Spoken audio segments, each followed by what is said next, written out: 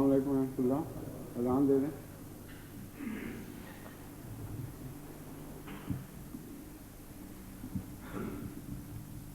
اللہ اکبر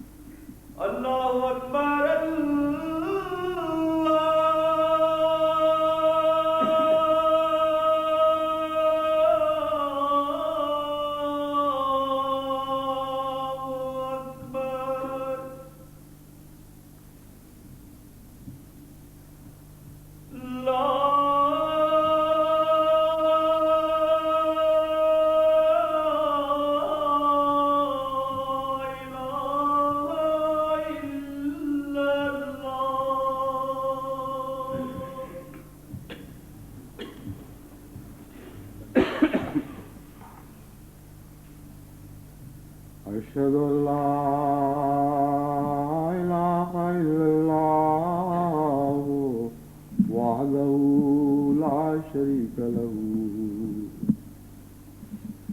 وأشهد أن محمدا عبده ورسوله أما بعد فأعوذ بالله من الشيطان الرجيم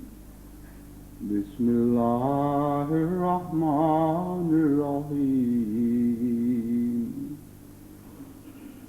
الحمد لله رب العالمين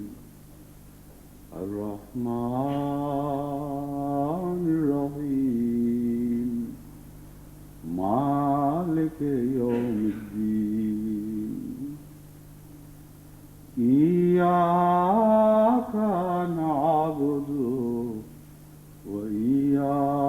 نستعين إياك نعبد وإياك نستعين اهدنا الصراط المستقيم صراط الذين أنعمت عليهم غير المغضوب عليهم ولا الضالين۔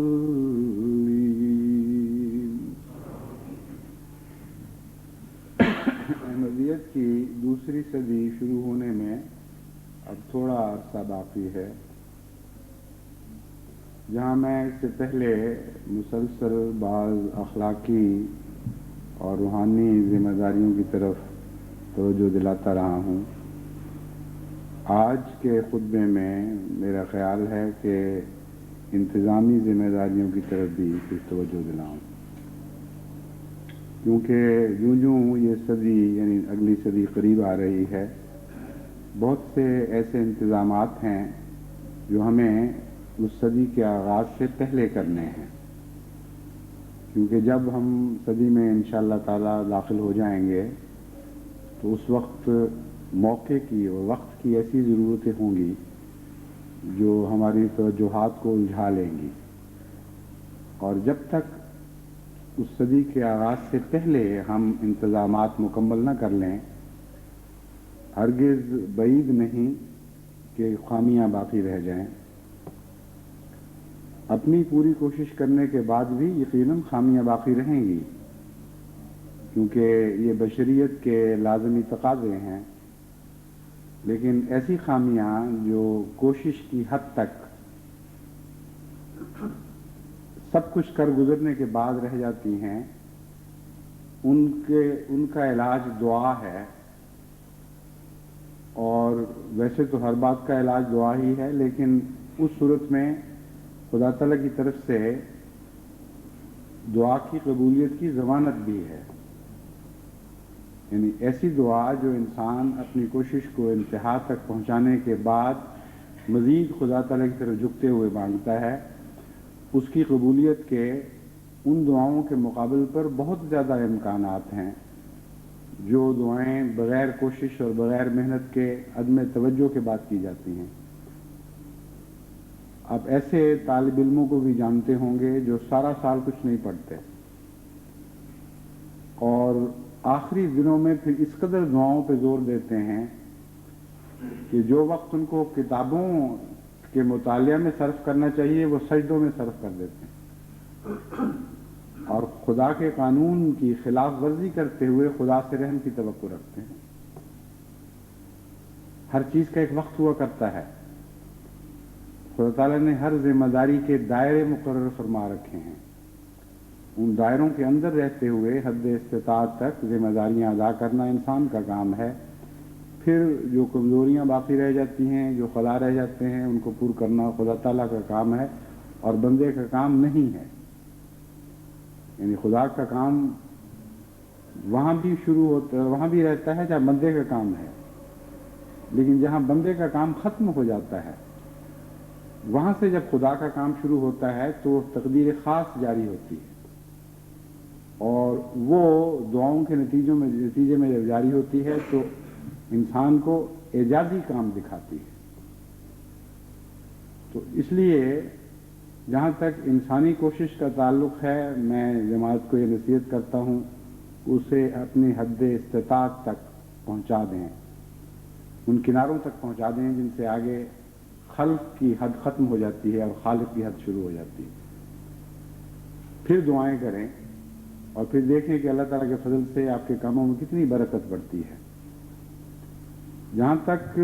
100 سالہ جبلی کے کاموں کی مختلف شقوں کا تعلق ہے، یہ تو بہت زیادہ ہیں اور ممکن نہیں ہوگا میرے لیے کہ 1 یا 2 یا 3 خطبوں میں بھی ان تمام شقوں کو بیان کر دوں، اس سارے پروگرام کو آپ کے سامنے از سر نو رکھوں۔ جہاں تک جماعتوں کی انتظامیہ کا تعلق ہے، تمام دنیا کے ممالک میں خدا تعالیٰ کے فضل سے جن کی تعداد اب 118 یا 19 ہو چکی ہے، تمام ہدایتیں جاری کر دی گئی ہیں اور ان کی یاد دہانیاں بھی جاری کی جا رہی ہیں۔ لیکن ہمارے مختلف ممالک میں معاشروں کے اثرات کے نتیجے میں رد عمل مختلف ہوا کرتے ہیں۔ بعض ممالک کی جماعتوں سے خدا تعالیٰ کے فضل سے بڑی مستعدی کے جواب آتے ہیں، فوراً توجہ کرتے ہیں، فوراً حتی المقدور کارروائی کرتے ہیں، پھر اس کی اطلاع بھی دیتے ہیں۔ بعضوں کی طرف سے رد عمل بہت ڈھیلا اور سست رو ہے۔ اس لیے آج جو 2 مہینے کے قریب اگلی صدی کو شروع ہونے میں وقت باقی ہے، میں امید رکھتا ہوں کہ ان سست رو جماعتوں تک بھی یہ بات پہنچ کر ان پر اثر انداز ہو جائے گی، اور اب مزید وہ کوئی وقت بھی سستی میں ضائع نہیں کریں گے۔ ساری جماعت کو اس کام میں حصہ لینا ہے، لیکن جہاں تک میرا علم ہے ابھی تک تمام جماعت کو اس کی ذمہ داریوں سے منتظمانہ مطلع نہیں کیا، یعنی ہر ملک کی منتظمانہ مطلع نہیں کیا۔ چند دن ہوئے امیر صاحب انگلستان تشریف لائے تھے، انہوں نے مجھے وہ ہدایت نامہ دکھایا جو انگلستان کی افراد جماعت کی رہنمائی کے لیے وہ جاری کرنے والے تھے۔ تو مجھے خوشی ہوئی کہ ایک اچھا مثبت اقدام کیا گیا ہے، لیکن بہت سی ایسی باتیں ہیں جو سمجھانی پڑتی ہیں۔ محض تحریری طور پر اطلاع دینا کافی نہیں ہوا کرتا۔ اس لیے ایسی جماعتوں میں جہاں عموماً تعلیم کا معیار بلند ہے، مثلا انگلستان ہے، اور خدا تعالیٰ کے فضل سے ذہنوں میں بالعموم جلا پائی جاتی ہے، ایسی جماعتوں میں بھی سمجھانا ضروری ہے، ورنہ آپ خطوں کے ذریعے اور تحریروں کے ذریعے اپنی ذمہ داری ادا نہیں کر سکتے۔ میں نے تو دیکھا ہے کہ بعض باتیں تحریراً سمجھائی جائیں، پھر بلا کر سمجھائی جائیں، پھر جب دوبارہ پوچھا جاتا ہے تو پھر بھی خامیاں رہ جاتی ہیں۔ اسی لیے حضرت اقدس، یعنی اس بنیادی انسانی فطرت کو سمجھتے ہوئے حضرت اقدس محمد مصطفیٰ صلی اللہ علیہ وآلہ وسلم کا طریق یہ تھا کہ جب ہدایات جاری فرماتے تھے تو ان ہدایات کو خود دہراتے تھے، پھر تیسری مرتبہ سمجھاتے تھے، اس کے بعد فرمایا کرتے تھے کہ اب مجھے یہ ہدایات دوبارہ سناؤ تاکہ میں معلوم کروں کہ کس حد تک تم میری باتوں کو سمجھ سکے ہو۔ بچپن میں حضرت صاحبزادہ مرزا بشیر احمد صاحب رضی اللہ تعالیٰ عنہ نے ہماری تربیت میں ایک بڑا اہم کردار ادا کیا ہے، اور وہ یہ تھا کہ روزمرہ کی زندگی میں سبق دینے کے لیے آن حضرت صلی اللہ علیہ وآلہ وسلم کے واقعات سنایا کرتے تھے اور ان سے ہمیں سبق دیتے تھے۔ چنانچہ یہ بات بھی میں نے ایک مرتبہ نہیں، 2 مرتبہ نہیں، بارہا حضرت مرزا بشیر احمد صاحب رضی اللہ تعالیٰ عنہ سے سنی۔ آپ کا طریق یہ تھا کہ بچوں کو سیر پر کبھی ساتھ لے گئے یا گھر میں ملاقات کے وقت چھوٹی چھوٹی باتیں شروع کر دیں تربیت کے امور سے متعلق، لیکن ہر بات میں حوالہ سیرت حضرت محمد مصطفیٰ صلی اللہ علیہ وآلہ وسلم کا ہوا کرتا تھا۔ تو یہ بات جو میں نے ان سے سیکھی ہے، یہ میں آج آپ کو سکھا رہا ہوں۔ اس طریق کو اپنائیں اور اس طریق کے مطابق اپنے بچوں کی بھی تربیت شروع کریں، ان کو بتائیں کہ کس صدی میں داخل ہونے والے ہیں، اس کی کیا ذمہ داریاں ہیں، ان سے پوچھیں کہ وہ کون سا عیب تم میں پایا جاتا ہے، کون سی بد عادت ہے جو تم چھوڑ دو گے، اور اس پہلو سے سب سے زیادہ جھوٹ پر زور دیں، یعنی جھوٹ کے دفع کرنے، جھوٹ کے قلع کما کرنے پر۔ اب بچوں سے آپ جب پوچھیں گے تو شاید کوئی بچہ یہ نہ تسلیم کرے کہ میں جھوٹ بولتا ہوں، اور جو بچے جھوٹ بولتے ہیں وہ تسلیم بھی کیسے کر سکتے ہیں، کیونکہ یہ بات تو یہ ضرورت سچے بچے کو ہوتی ہے کہ وہ اپنی کمزوری کو تسلیم کر لے، لیکن جب ان کو پیار سے آپ سمجھائیں گے تو ایسے مواقع پیش آئیں گے جہاں آپ ان کو نمایاں طور پر بتا سکتے ہیں کہ اس لطیفے میں جو تم نے بات کہی ہے یہ غلط ہے اور یہ جھوٹ کی قسم ہے، اس لیے ان چھوٹی چھوٹی باتوں کو بھی تم جھوٹ سمجھتے ہوئے یہ عہد کر لو کہ اگلی صدی میں داخل ہونے سے پہلے میں اس بد عادت کو ترک کر دوں گا۔ جھوٹ پر آپ جتنا غور کریں گے آپ کو معلوم ہوگا کہ اس کی بے شمار قسمیں ہیں، اور بہت سے سچے آدمی بھی جھوٹ کی بعض قسموں کے ساتھ زندہ رہتے ہیں اور ان کو پتہ بھی نہیں لگتا کہ بعض اپنی زندگی کے بعض دائروں میں وہ جھوٹے ہیں۔ لطیفہ سناتے وقت، یعنی ایسا لطیفہ جو واقعات پر مبنی ہو، اس کی زیبائش کے لیے جو وہ مبالغہ آمیزی کرتے ہیں وہ جھوٹ ہوا کرتا ہے۔ اگر لطیفہ فرضی ہو تو اس میں تو جھوٹ کا کوئی سوال ہی نہیں، لیکن کسی شخص کے متعلق یہ واقعہ بیان کرنا کہ اس نے یہ بات کہی تھی اور اس میں زیب داستان کی خاطر اپنی طرف سے باتیں گھڑ کے داخل کر لینا بعض اوقات جھوٹ ہی نہیں بلکہ اپنے بھائی کی تحقیر کا موجب بن جاتا ہے، اور ایک بدی نہیں بلکہ دو بدیاں اکٹھی ہو جاتی ہیں۔ اور میں نے دیکھا ہے کہ بچوں میں اگر شروع سے ہی اس عادت کو روکا نہ جائے تو بڑے ہو کر یہ عادت بڑی بھیانک شکل اختیار کر لیتی ہے۔ جھوٹ اور تکبر اور استہزاء، یہ ساری چیزیں اکٹھی پیدا ہوتی اور بڑھتی اور پنپتی ہیں۔ تو اس لیے ان امور پر تفصیل سے آپ کو نظر ڈالنی ہوگی اور بچوں کی تربیت میں ان باتوں کو پیش نظر رکھتے ہوئے ان کو سمجھانا ہوگا کہ دیکھو، حضرت صلی اللہ علیہ وآلہ وسلم نے ایک شخص کو نصیحت فرمائی تھی کہ اگر تم نے کچھ ایک ہی بات چھوڑنی ہے، ایک ہی بدی چھوڑنی ہے تو جھوٹ کو چھوڑ دو، اور پھر وہ مثال آپ بیان کر سکتے ہیں کہ کس طرح سے رفتہ رفتہ اس کی ساری بدیاں ترک ہو گئیں اور جھوٹ چھوڑنے کے نتیجے میں وہ دوسری بدیاں چھوڑنے پر مجبور ہو گیا۔ اسی لیے قرآن کریم نے شرک کی نجاست کے ساتھ جھوٹ کو مثال بیان فرمائی ہے اور اکٹھا بیان کیا ہے۔ واقعہ یہ ہے کہ جھوٹ تمام گناہوں کی جڑ ہے، اور اس جڑ کو تلف کر دیں تو یقین ضروری نہیں کہ ایک دم سارا درخت زمین پر آ گرے، لیکن رفتہ رفتہ آپ دیکھیں گے کہ جس طرح درختوں کی جڑیں بیمار ہو جاتی ہیں اور مر جاتی ہیں تو پہلے پتوں پر، پھر شاخوں پر، پھر پھوٹنے والی کونپلوں پر ان کے اثر ظاہر ہونے شروع ہوتے ہیں، اور بعض دفعہ بعض درخت کئی مہینے میں مرتے ہیں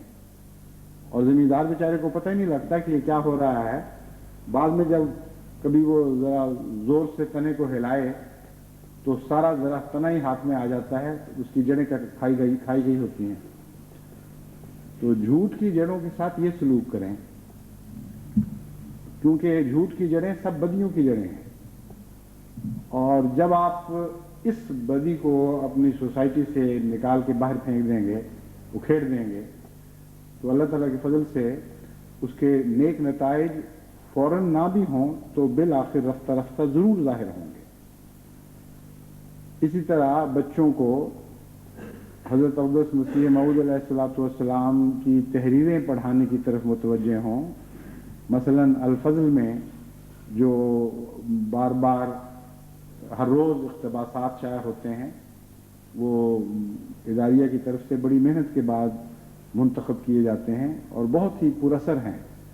اور وقت کی ضرورت کو پورا کرنے والے ہیں۔ تو اللہ تعالیٰ کے فضل کے ساتھ ان کا جو اثر پڑ سکتا ہے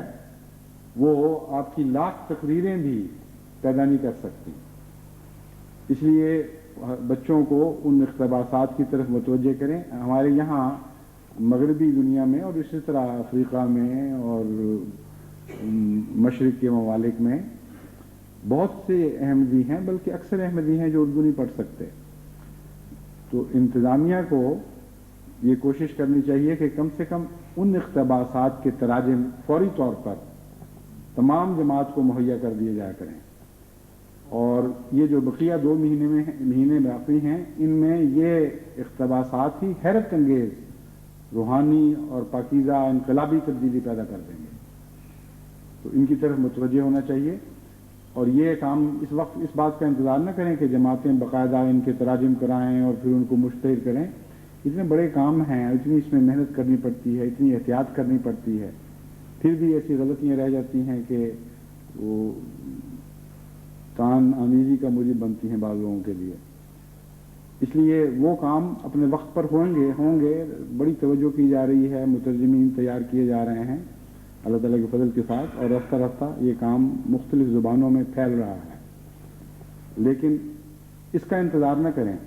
جو سرسری ترجمے ہیں وہ کوئی ایسی بات نہیں ہوا کرتے کہ جن کے اوپر باقاعدہ ایکشن لیے جائیں اور جواب طلبیاں ہوں. وہ تو صرف ایک کوشش ہے پیغام دوسرے تک پہنچانے کی.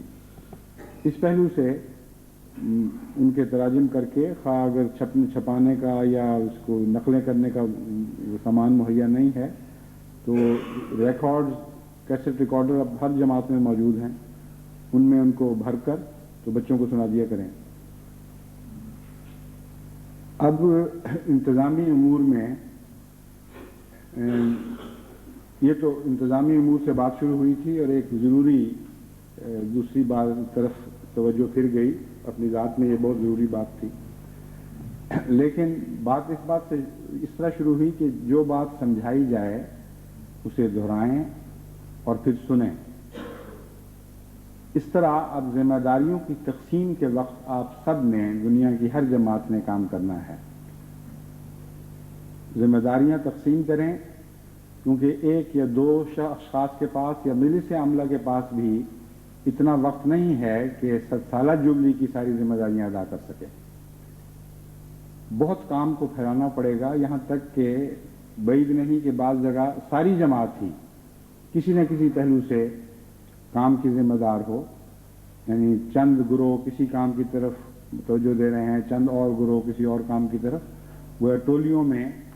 آپ کو منتظمین بانٹنے پڑیں گے, اور اس کے لیے وقت تو اتنا تھوڑا رہ گیا کہ ابھی تک اگر آپ نے پہلی ہدایتوں پر عمل نہیں کیا تو خطبہ سنتے ہی فوراً اس کام پر بیٹھ جائیں اور تقسیم کار کریں. پھر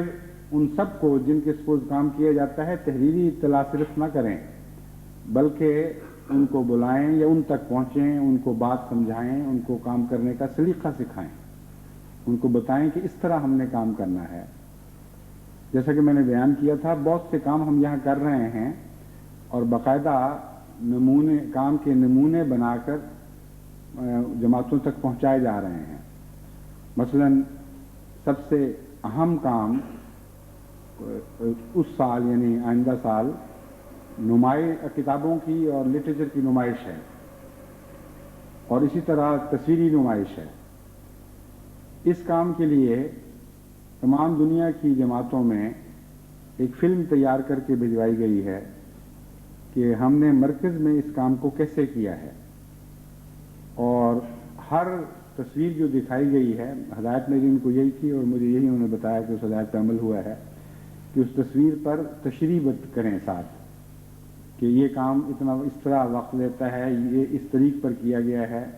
قرآن کریم کے مختلف نسخوں کو ہم نے اس طریق پر سجایا ہے, اقتباسات قرآن کریم کے اس طرح رکھے گئے ہیں, اور زبانوں کے اوپر ان کے لیبل کس طرح لگائے گئے ہیں. غرضی کے بہت تفصیلی ہدایات پر مشتمل ایک ویڈیو تیار کر کے تمام ممالک کو بھجوائی گئی ہے. ہمارے جو مرکزی نمائش سیل کے سیکریٹری ہیں اشتیاق احمد صاحب شائق, وہ آج کل بڑی محنت سے تصویروں کی نمائش, چارٹس کی نمائش, گرافس جو بنائے گئے ہیں ان کی نمائش, ان سب کاموں پر محنت کر رہے ہیں, اور تقریباً یہ کام مکمل ہو چکا ہے. تو امید ہے کچھ حصہ تو غالباً یہ بھجوا چکے ہیں, کچھ حصہ باقی, جو بڑا حصہ ایک باقی ہے جو وہ انشاءاللہ جلد جماعتوں تک پہنچ جائے گا. اور انہوں نے بھی صرف ہدایتیں دینے پر انحصار نہیں کیا, بلکہ اگر یہ بتایا ہے کہ لائبریریوں میں جس طرح یا ریسپشنز میں جدید ملکوں میں جس طرح تصویروں کی نمائش کی جاتی ہے, درمیان میں ایک گھومنے والا فرنیچر کا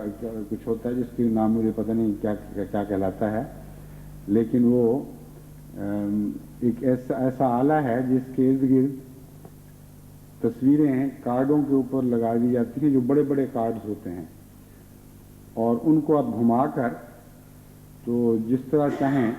جو چاہیں تصویر مزے سے دیکھیں، جتنا چاہیں اس پر وقت لگائیں. وہ تصویریں اگر دیوار پر لمبی لگائی جائیں تو بہت زیادہ جگہ گھیریں گی، لیکن اگر عین مرکز میں جس طرح تولیہ لٹکانے والی چیزیں ہوا کرتی تھیں ہمارے کسی زمانے میں، جو یا ہیٹ لٹکانے کے لیے ریسیپشن ہال میں انگلستان میں رواج ہوا کرتا تھا،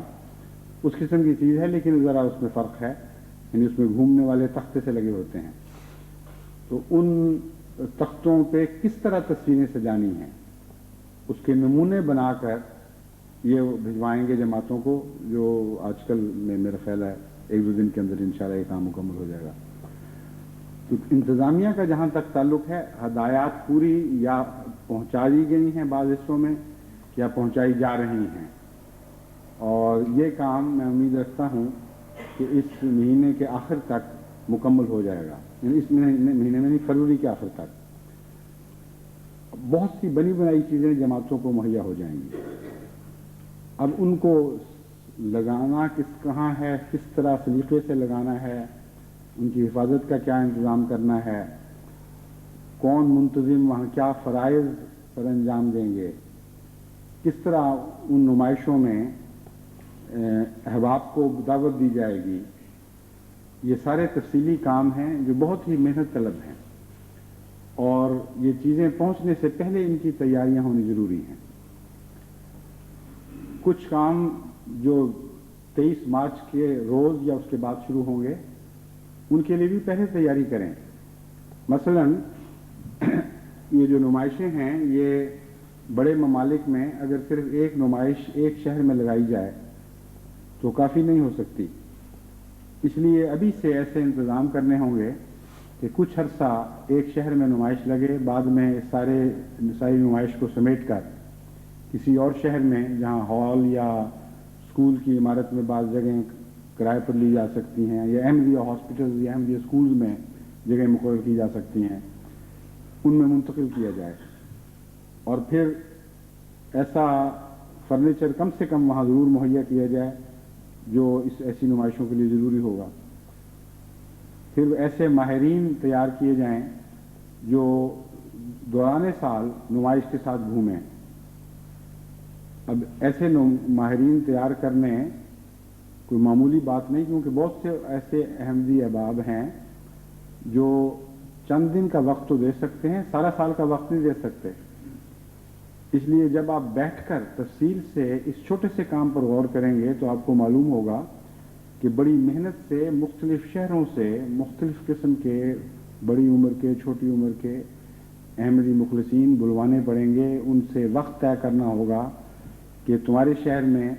کب یہ نمائش پہنچے، اور اس عرصے کے لیے تمہارے شہر کے کتنے نمائندے ہیں جو ہمارے پاس آ کر کام سیکھیں گے اور مرکزی نمائش میں آ کر وہ دیکھیں گے کہ کس طرح کام چلایا جاتا ہے. اب اس کام کے لیے بھی بڑا وقت چاہیے اور محنت چاہیے. تو انتظامی پہلوؤں سے مجھے فکر پیدا ہو رہا ہے کہ جس قسم کی توجہ کی ضرورت تھی ابھی تک پوری توجہ نہیں دی گئی. علاوہ ازیں نمائش کے سلسلے میں ہی ہر احمدی کو ابھی سے اپنے دوستوں کو ذہنی طور پر آمادہ کرنا چاہیے کہ جماعت احمدیہ کی ایک عالمگیر نمائش ہونے والی ہے، اور ہم یقین رکھتے ہیں کہ تمہارے لیے دلچسپی کا اور علم میں اضافے کا موجب بنے گی. تم ہمارے ساتھ چلنا اور اس کے ساتھ ان کے ساتھ وقت طے کریں، اور اپنا پروگرام سال بھر کا بنائیں کہ کتنی دفعہ آپ کتنے دوستوں کو لے کر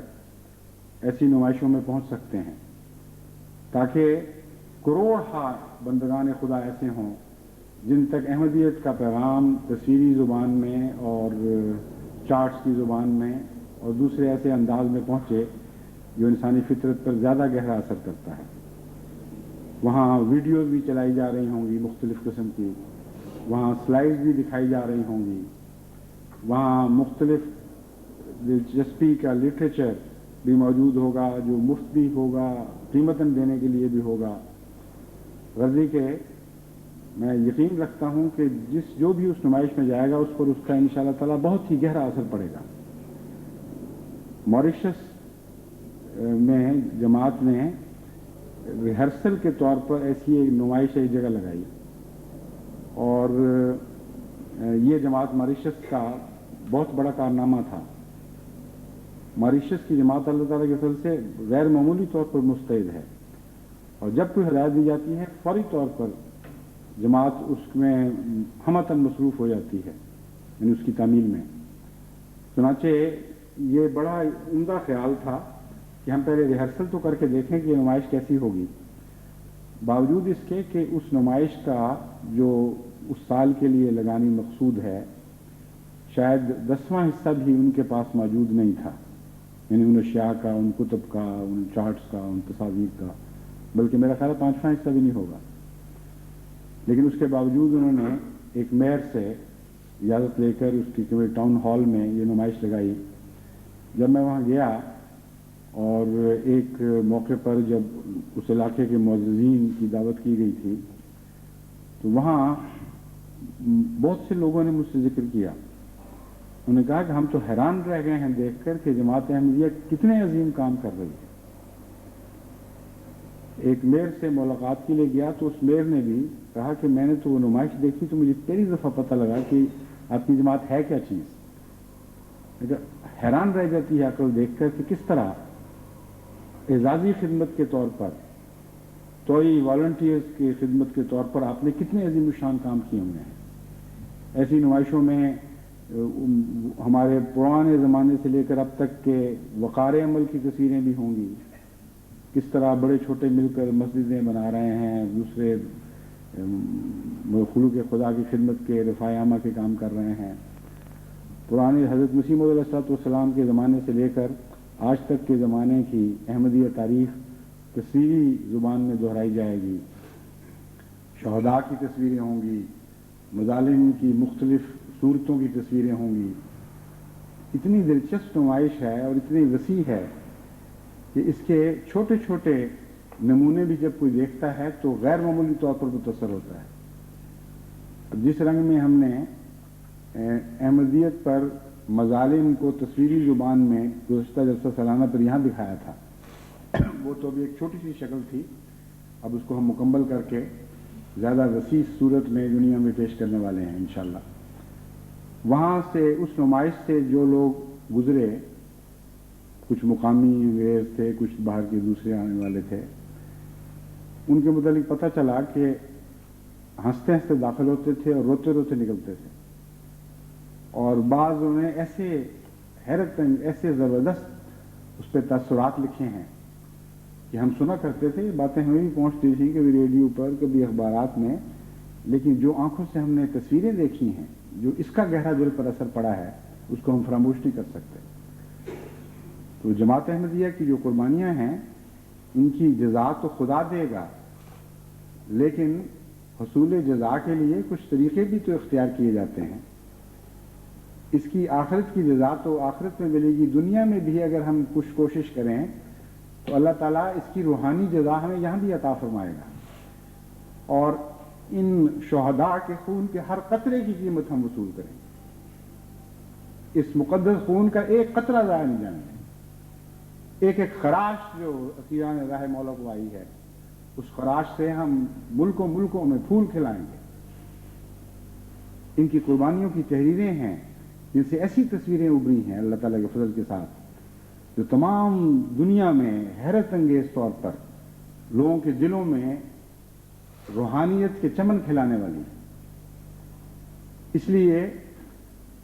اس کی طرف جس طرح ہم توجہ کر رہے ہیں، اگر جماعتیں اس سے استفادے کے لیے تیاری کر لیں تو وہ حیران ہو جائیں گی دیکھ کر کہ خدا تعالیٰ کے فضل سے ان کا کتنا گہرا اثر اور کتنا وسیع اثر پڑتا ہے، اور کس طرح دشمن دوستوں میں تبدیل ہوتے ہیں۔ اس لحاظ سے جن دوستوں کو آپ نے بلانا ہے اس میں دشمنوں کو بھی شامل کریں۔ جب میں لفظ دوست استعمال کرتا ہوں تو میری مراد عام محاورے میں دوست یعنی عام انسان ہیں، یہ نہ کریں کہ دشمنوں کو محروم رکھیں.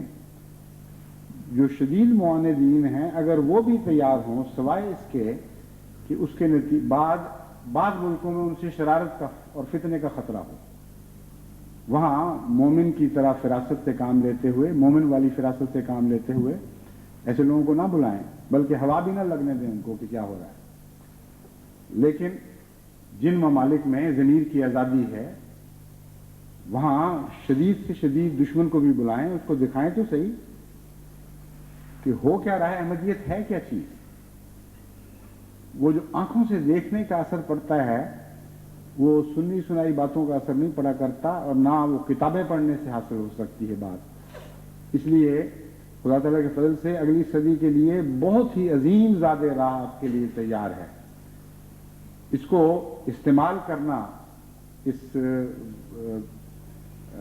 ساری صدی میں یہ اللہ تعالیٰ کے فضل سے جماعت پر منحصر ہے، اور اس کا آغاز ان نمائشوں کے ذریعے ہوگا. اور میں امید رکھتا ہوں کہ ان نمائشوں میں جب آپ ان ذرائع کو استعمال کریں گے تو سال کے اختتام سے پہلے پہلے خدا تعالیٰ کے فضل سے آپ کی جھولیوں میں کثرت سے روحانی پھل گرنے شروع ہو جائیں گے. نمائشوں کو سارا سال مؤثر بنانے کی خاطر ایک طریق یہ بھی اختیار کیا جائے کہ مختلف معززین کے دن بنائے جائیں، اور ان معززین کے نام پر اس دن نمائش ہو. ان کے لیے خاص احترام اس دن کا کیا جائے، ان کی تصویریں کھینچی جائیں، اخباروں کو نمائندوں کو اطلاع دی جائے، ٹیلی ویژن اگر ہے تو اور ریڈیو ہے تو ریڈیو کے اور ٹیلی ویژن کے نمائندوں کو اطلاع کی جائے.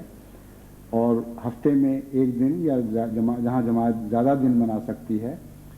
تو بڑے بڑے معززین کو وہاں ان کے نام کے دنوں میں بلائیں. یہ دنیا دار لوگ ہیں، یہ ان میں بڑے بڑے شریف بھی ہیں مگر دنیا دار ہیں، اور جب تک نام و نمود ساتھ شامل نہ ہو یہ ایسے مواقع پر جو خالصتاً مذہبی مواقع ہیں زیادہ توجہ نہیں کیا کرتے. تو اگر ان کی خاطر ان کو بلایا جائے کہ آپ معزز ہیں، آپ ہمارے باعث عزت باعث صد احترام مہمان ہیں، تو پھر یہ ضرور وقت نکال لیا کرتے ہیں. تو اس طرح یہ نمائشیں ساری دنیا کے ان ممالک میں جہاں احمدی ان نمائشوں کو دکھائیں گے انشاءاللہ تعالی سارا سال اثر پیدا کریں گی، اور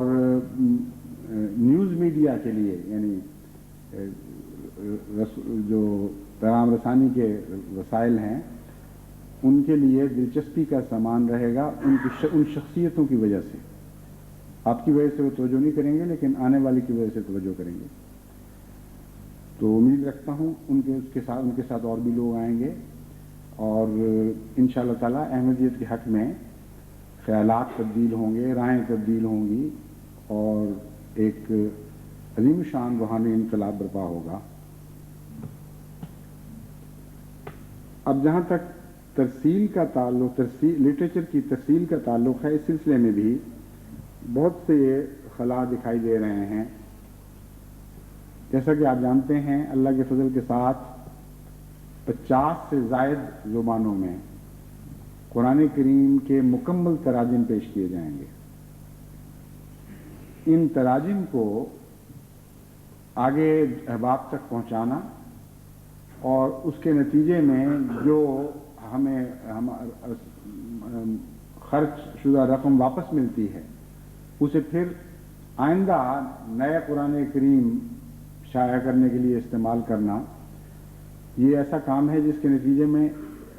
کثرت کے ساتھ قرآن کریم دنیا میں پھیلنے شروع ہو جائیں گے. یہ بڑے محنت کا کام ہے. جن تراجم کو ہم نے شائع کیا ہے ان کی ابھی تک نکاس کی رفتار تھوڑی ہے، لیکن جہاں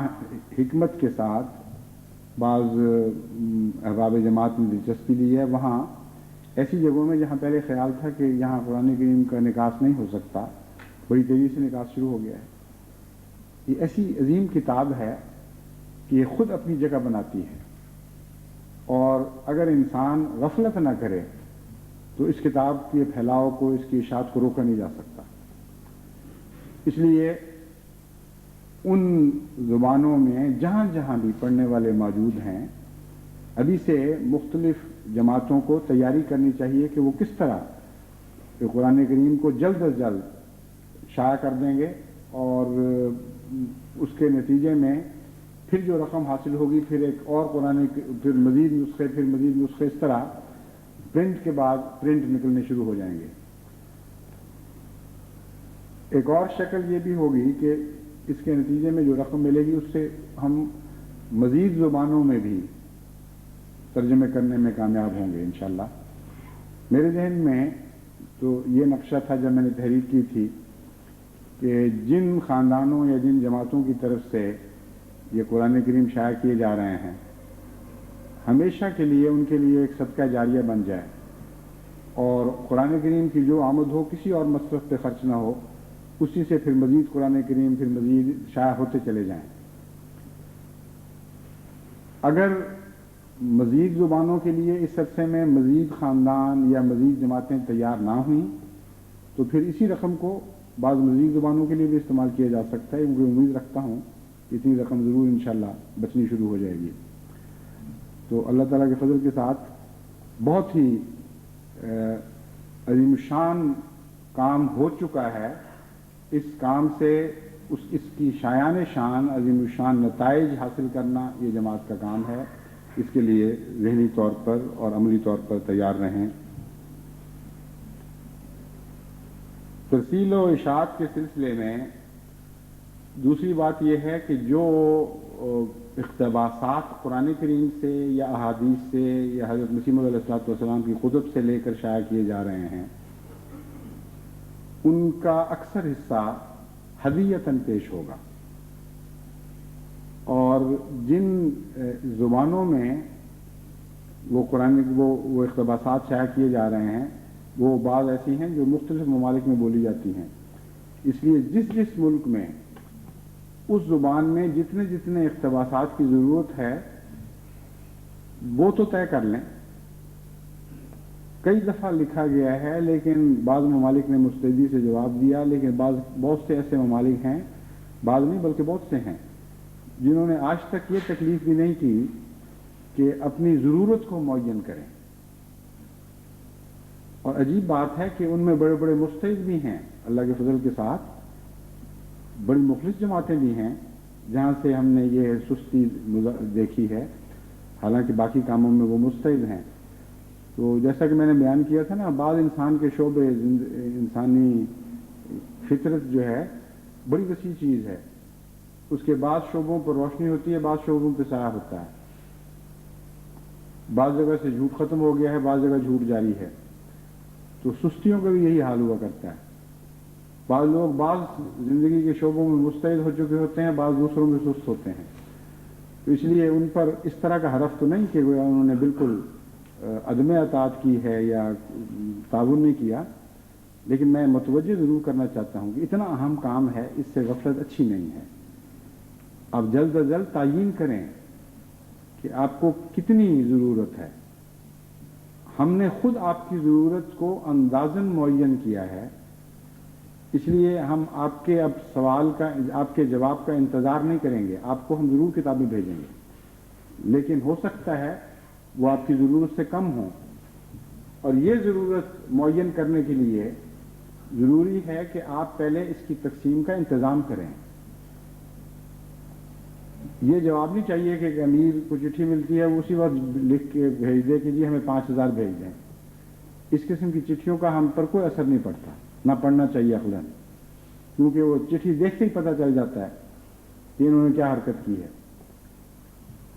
چٹھی اس قسم کی چاہیے کہ ہم نے جائزہ لیا ہے، اتنا بڑا علاقہ ہے، اس کی تقسیم کی جماعت میں اتنی استطاعت موجود ہے، دستی تقسیم کے لیے اتنے کارکنان مہیا ہوں گے، اور وہ اتنی دیر میں اتنے گھروں تک یہ کتاب پہنچا سکتے ہیں، اور ڈاک کے ذریعے تقسیم کے لیے کا انتظام اتنا خرچ چاہتا ہے، اتنا خرچ پوسٹنگ پر ہوگا، اور اتنے احمدی دوست تیار ہیں کہ وہ اللہ تعالیٰ کے فضل کے ساتھ اتنی کتب اس عرصے میں تقسیم پوسٹ کر دیں گے۔ اس طرح کام ہوگا تو پھر تسلی ہوگی، پھر ہمیں سمجھ آئے گی کہ ہاں واقعی آپ نے معنی خیز کام کیا ہے. ورنہ خالی ایسے جواب تو کئی آ چکے ہیں کہ جی ہمیں آپ 10,000 بھیج دیں، 20,000 بھیج دیں. بالکل بے معنی بات ہے. کیوں بھیج دیں جب تک یہ یقین نہ ہو کہ آپ اس کو تقسیم کرنے کے لیے تیار بیٹھے ہیں اور سارا انتظام مکمل ہے. اس وقت تک آپ کا جو آپ کا قانون اخلاقی حق نہیں ہے کہ جواب دے کر اپنی ذمہ داری کو ٹلانے کی کوشش کریں. اس سلسلے میں بعض جگہ بڑا اچھا کام شروع ہو گیا ہے، لیکن وہ بھی اس وقت شروع ہوا جب میں نے نمائندہ بھیجا اور ان کو سمجھایا. مثلا منیر الدین سب شمس نے 2-3 ماہ پہلے ہندوستان کا دورہ کیا. تمام علاقوں میں وہاں خود پہنچے، منتظمین کو بلایا، ان کو سمجھایا، پھر وہاں انتظامات مکمل کیے، تقسیم کار مکمل کی. وہ ہندوستان جہاں اس سے پہلے مہینوں میں جواب نہیں آیا کرتے تھے، وہاں اب ایسا مسترد انتظام جاری ہو گیا ہے کہ جس طرح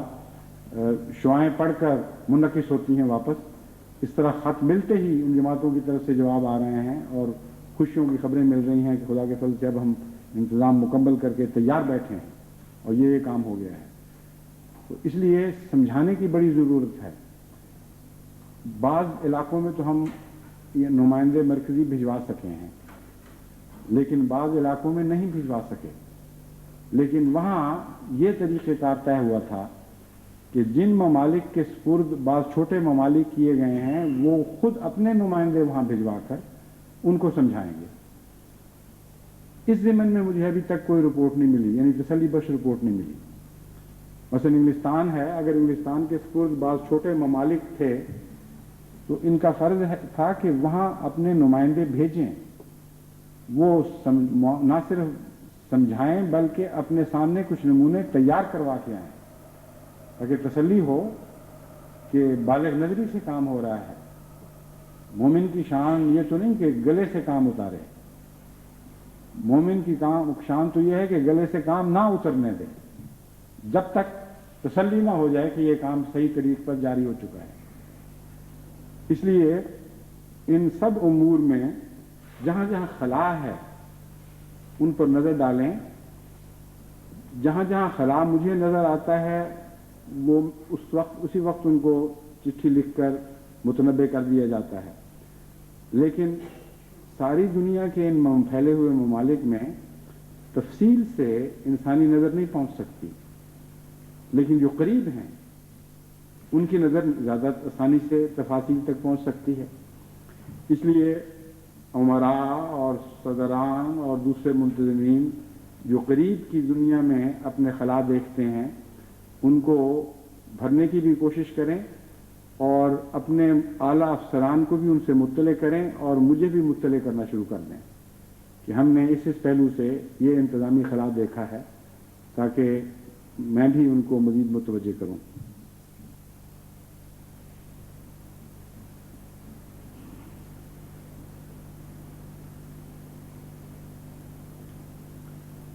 جہاں تک اصولی ہدایتوں کا تعلق ہے، یہ مثالیں میں نے آپ کے سامنے رکھی ہیں. تفصیلی کام کا تو میں نے بیان کیا تھا، وقت ہی نہیں ہے. اس کی روشنی میں پھر آپ اپنے کام کو بڑھا لیں اور پھیلا لیں اور ہر شعبے میں اسی طریق پر طرز عمل اختیار کرتے ہوئے اللہ تعالیٰ کے فضل کے سہارے دعائیں مانگتے ہوئے اپنے خلاؤں کو بھرنے کی کوشش کریں اور خوب تیار ہو جائیں. جس دن ہم اگلی صدی میں داخل ہوں اس دن سے پہلے پہلے انتظامی لحاظ سے ہم پوری طرح تیار ہو چکے ہوں. پھر کام میں سر دھننے کا وقت ہوگا. سر دھننا تو غلط استعمال ہے محاورے کا، مطلب ہے کہ سر پھینک کر برٹک دوڑا جاتا ہے، جس طرح اس طرح سر پھینک کر آپ پھر کام میں تیز رفتاری کے ساتھ آگے بڑھنا شروع کر دیں. اس ضمن میں چندوں کے بقایوں کے متعلق بھی میں یاد دہانی کراتا ہوں. 100 سالہ جبلی کے چندوں کی وصولی کی تاریخ میں بڑھاتا رہا تاکہ جو کمزور ہیں ان کو بھی موقع ملتا رہے. یہاں تک کہ میں نے جہاں تک مجھے یاد ہے 31 दिसंबर सन 1987-88 मुकर्रर की थी कि इस वक्त तक आप सब बकाया अदा कर दें। लेकिन मैं जानता हूं बाज़ लोग कोशिश के बावजूद भी इस वक्त तक बकाया अदा नहीं कर सके। इसलिए बाज़ों ने मुझे लिखना शुरू किया है कि हमें महरूमी का शदीद एहसास पैदा हो रहा है, इसलिए हमें 1 साल की और मोहलत दे दें।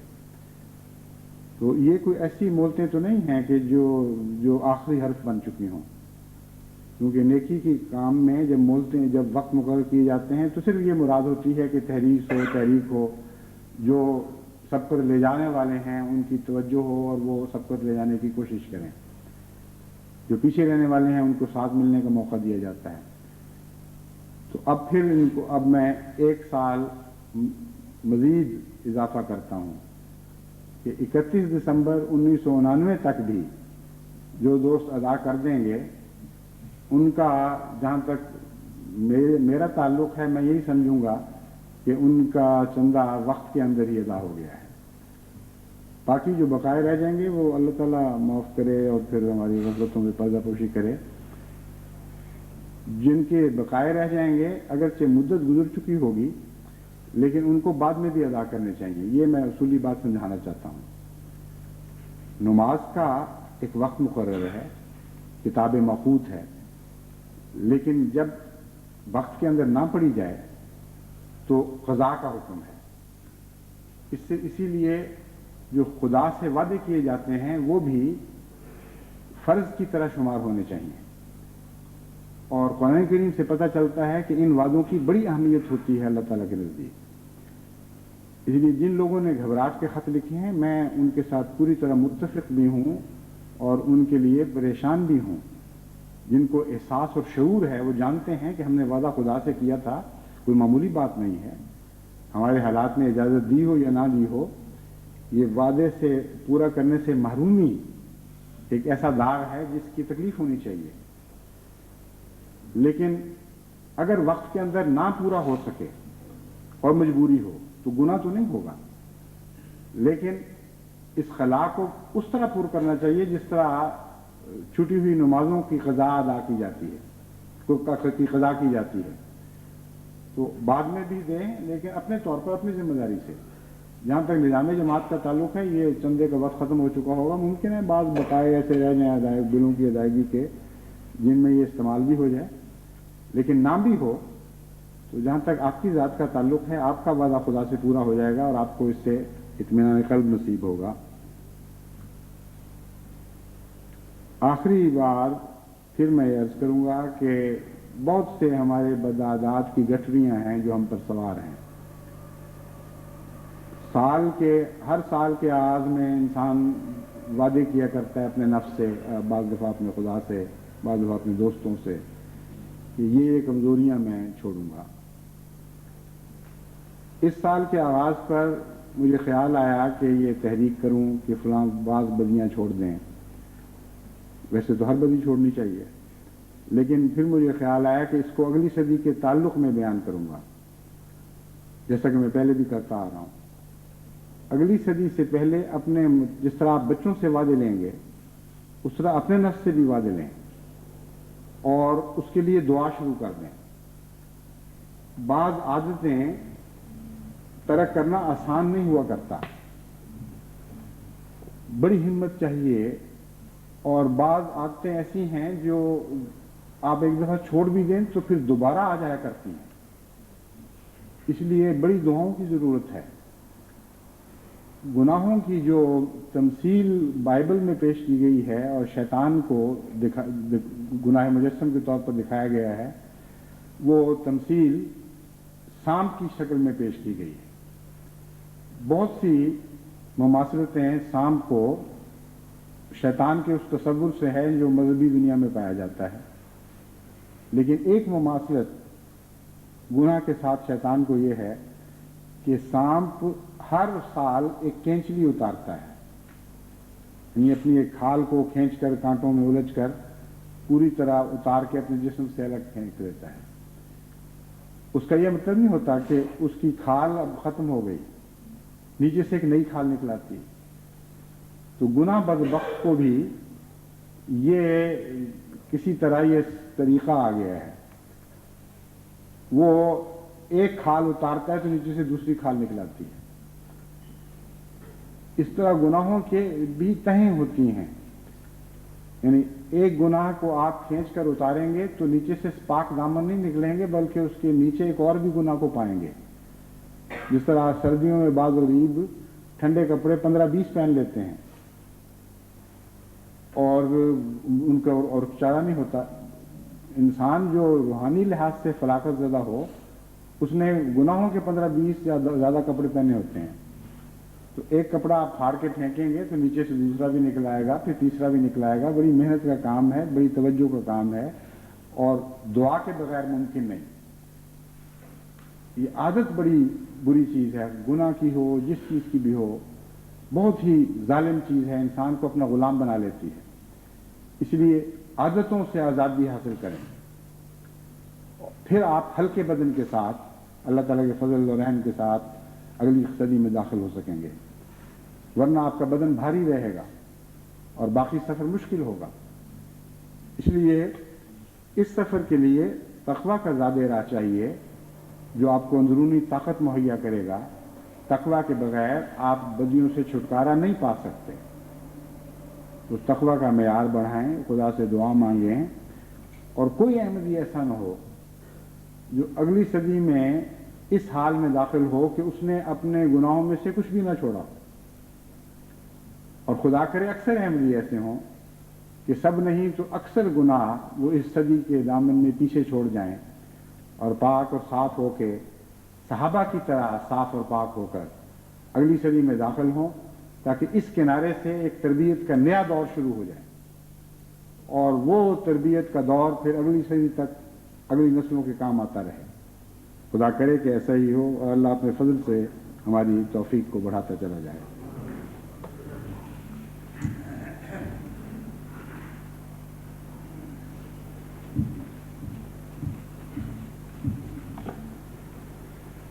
الحمدللہ نحمدہ ونستعینہ ونستغفرہ ونؤمن بہ ونتوکل علیہ ونعوذ باللہ من شرور انفسنا ومن سیئات اعمالنا ونعوذ باللہ من شرور انفسنا وسیئات اعمالنا من يهده الله فلا مضل له ومن يضلله فلا هادي له ونشهد أن لا إله إلا الله وحده لا شريك له ونشهد أن محمدا عبده ورسوله عباد الله رحمكم الله إن الله يأمر بالعدل والإحسان وإيتاء ذي القربى وينهى عن الفحشاء والمنكر والبغي يعظكم لعلكم تذكرون اذكروا الله يذكركم وادعوه يستجب لكم ولذكر الله أكبر